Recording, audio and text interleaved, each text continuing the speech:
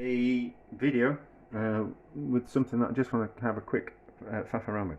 So my mum used to grow beetroot, and to preserve the beetroot, she didn't used to pickle it. She used to set it in a jelly that had vinegar in it. And I was just kind of curious about having a go, because I'm not a huge fan of beetroot, if I'm honest. I quite like a beetroot salad, but it depends if I make it. Other people make it and I think it's horrible. But that's probably just not, I know how to make things taste nice for me. So I just wanted to have a quick go at it, because I bought some beetroot for something else, for beetroot salad. And so it's just the cooked beetroot that you buy in a packet from the supermarket, although you could just grow your own or cook your own. But but I just want to kind of work out what kind of ratio of vinegar to jelly. So there's about, no, I haven't got another bowl. There's about 220 grams worth of beetroot, and then we've got a pack of Hartley's raspberry jelly, and that will set about a pint. That will make about a pint of jelly. I haven't got my glass on, so like half a litre worth of. It'll make about half a litre pint. That's what I kind of reckon on. But we're going to make it with vinegar. So Karen needs to sterilise the vinegar as well, the beetroot as well. So let's see how much vinegar we've got in there to start off with. How much have we got in there? So there is about 200 millilitres, which is going to be fine. So we're going to use that to melt the jelly, and then we're going to heat the rest of the vinegar that we're going to use to make the jelly. We're going to use that to heat the hopefully that'll melt. We'll soon find out. It's a while since I've made jelly, probably 20 odd years. So that was 200 millilitres, so we want about another 200 millilitres worth of vinegar in here, which we're going to heat up the beetroot in, just to kind of sterilise it, so we know that it will preserve. I hope my measurements are correct. We're making half the amount of jelly, aren't we? Hang on, I need to pause. Right, so I think I know what I'm doing. So I've got 100 millilitres of vinegar in there, and we will add the beetroot to that, and then we'll use that liquid in there to heat up the beetroot. And we're going to put some pepper in. Yes, we're going to put some pepper in. Can't imagine pepper won't be a good idea. I'm not going to put any salt in. Doesn't need any salt. Oh, maybe a bit of salt. Maybe a bit of salt. So we'll heat that up, and what that will do is it will make sure that everything is sterilised, and then we can keep it for a little bit longer in the jelly. So heat that up. How's the jelly melting? This is not the correct way to make jelly. It's swishing around like that. But I want the jelly to be actually more jellified. It's actually melting here than it actually normally is. So we kind of want it double the half the amount of liquid to the normal amount of jelly, just so the jelly is thicker. It is melting, so it'll take its time. So but we can add the liquid from this to add it to the jelly, can't we? Yeah, so as always, prepared as always. So stir that around like that. Some of the liquid will come out of the beetroot, some of the colour, but that will leach into there, and that will be fine. And then hopefully there'll be enough heat left in the vinegar to melt that amount of jelly in the bottom of there. We could probably just cut it up. See, I really should be more prepared, shouldn't I? Instead of just winging it, I should have pulled the jelly apart. See, that'd be a much cleverer idea, wouldn't it? But no, there's no thought, no plans beforehand. Like most things in life, I just tend to wing it, have an idea in my head, and then go with it, I think. Doesn't everyone do that? Does anyone rely on proper prior planning and rather than just a little bit of skill and knowledge, and then just it's losing loads of colour.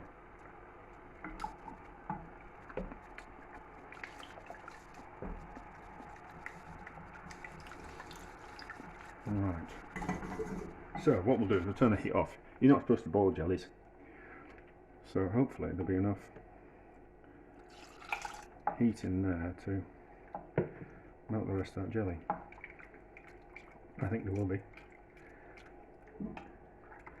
And then we'll spoon the beetroot into the sterilised jars I've got here, and then pour the jelly over the top.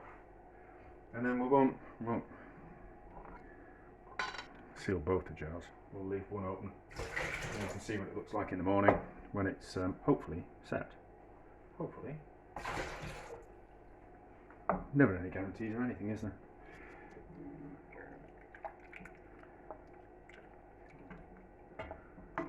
So let's give that a taste. And how does it taste?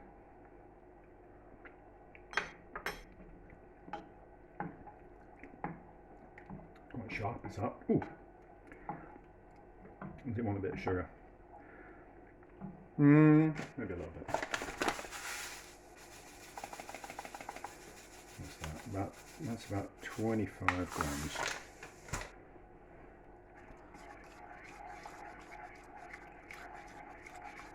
And mix that around till it melts. There should be enough heat in there to do that, and it'll just give the jelly just a little bit more time to properly melt. Should have just talked to my mum and asked her, shouldn't I? I'm meeting her for coffee tomorrow, so I could have just asked her about it, but I don't she remember. It's been a while since she made it, and I don't think she had a recipe anyway. When I asked her, she was just like, oh well, I just make some jelly and boil up some beetroot and just kind of, you know, like put it in jars and then put it in the cupboard. And I was like, oh, you just wing it, do you? Just like the rest of us. So how do we get that into there? Let's get a spoon,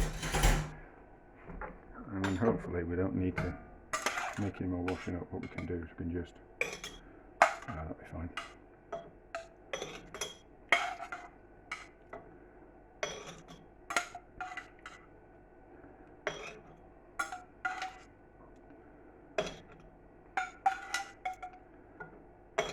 It's not going to make that much, is it? Although that's a good thing, isn't it? Let's be honest.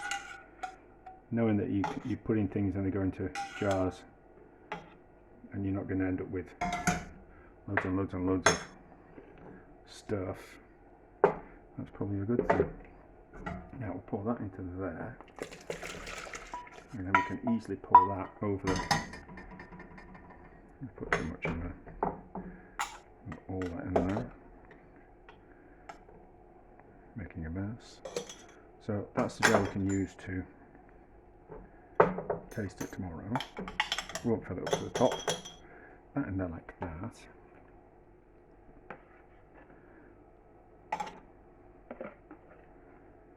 This will be absolutely of no interest to anyone, I don't think. But I was just curious about ratios of vinegar to jelly. Oh, it's floating. That's kind of quite interesting, isn't it? Because I think knowledge is kind of transferable. So if we can do this with one thing, we might be able to take the knowledge that we get and use it somewhere else. So just cover it, and then we've got a container. So we'll pour the rest of the vinegar jelly into there and see how that sets separately. So a little bit more in there, a little bit more in there. Lid's on, and see what it's like tomorrow when it's set. Let's have a look at this. So the jelly's set. Would have liked it to set a little bit more than that. Oh no, that's okay.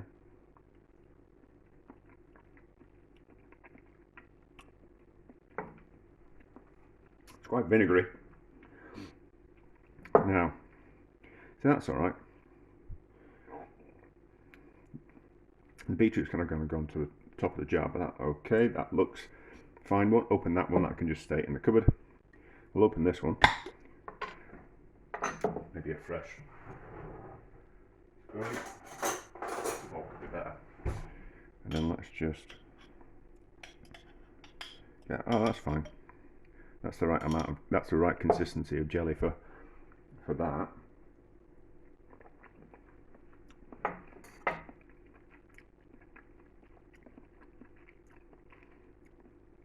Now we go. Maybe a little bit too much vinegar. Maybe a little bit too much vinegar, but the right amount of liquid to get the jelly set where it needs to be. And I think that would be good, mind you, because of that vinegar. I think it'll set. It'll keep for quite a while. So that works. And if we're going to use pre-cooked beetroot, we really need to be heating it up in the vinegar beforehand, and that also helps get that vinegary flavour all the way through the beetroot. Maybe you don't have to use malt vinegar, any kind of wine vinegar, red wine vinegar would be nice. It'd work, but I think that is spot on, really, the right kind of consistency that I wanted. So that works. I will cobble together a recipe and put in the description, but that's a success.